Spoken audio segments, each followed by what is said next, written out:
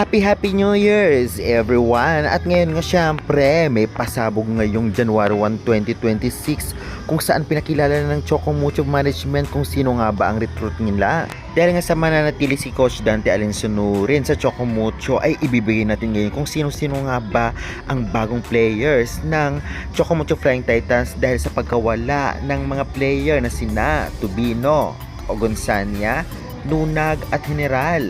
Dahil dito may pinalit din na 4 na bago. Kaya bago natin ibigay guys, please naman nakikiusap po ako, huwag niyong kalimutan mag-like, comment, and subscribe, and pa-hit the notification bell for more valuable updates dito sa Pilipinas. Maraming salamat sa suporta. By the way, again, Happy New Year sa lahat. At syempre wag na po natin patigilin pa. Ito po ang mga pasok na confirm na talagang Chocomucho players na. Welcome to Chocomucho, Jaila Atienza. Grabe, from NX LED, isa na siya sa middle blocker ngayon ng Chocomucho Flying Titans na bago niyang team. Sana mag-improve siya lalong-lalo pa. Magaling din tong batang to at nakita natin na potensyal, kaya good luck. Welcome again to Chocomucho, ang pagbabalik ni Caitlyn Viray. Dati na siyang player ng Chocomucho at umalis, nakuha naman ng Farm Fresh at ngayon balik na naman sa Chocomucho Flying Titans. Alam naman nating lahat na effective siya at ginagamit din siya dati bilang first 6 ng Chocomucho at magaling din talaga siya bilang isang player na kaluwete na magaling at madiskarte, kaya good luck Caitlyn Viray sa iyong pagbabalik.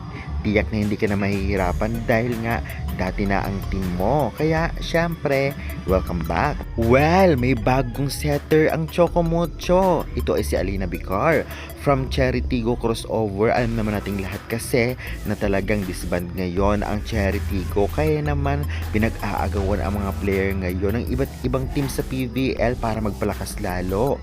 At si Bicar nga ay isa sa mga magaling na setter ng Cherry Tigo na nakuha ng Chocomucho. Tiyak na malaki ang maiaambag dito sa CMFT, lalong-lalo pa magaling din at madiskarte ang player na ito, kaya good luck na lamang and welcome to Chocomucho, Alina Bicar. At syempre isa sa mga pasabog, Eya Laure. Welcome to Chocomucho Flying Titans. Grabe, nagsimula ito sa rumor at ngayon ay pasok na siya sa Chocomucho at ito nga ang isa sa inaantay ng lahat dahil alam naman natin na nakapagpahinga siya bilang player ng Alas Pilipinas at ngayon confirm na. Kaya good luck, tiyak na talagang pasabog ang Chocomucho next conference. Marami man ang natanggal, marami din nagdag. Kaya guys, sa tingin ninyo sa mga bagong recruit ngayon ng Chocomucho, maiangat kaya nila ang team na CMFT sa ibang mga team ngayon na malalakas at magka-podium na kaya sila ngayong paparating na PVL? Pa-comment kayo and pa-subscribe na lang for more valuable updates. Thank you very much and God bless and Happy New Year again!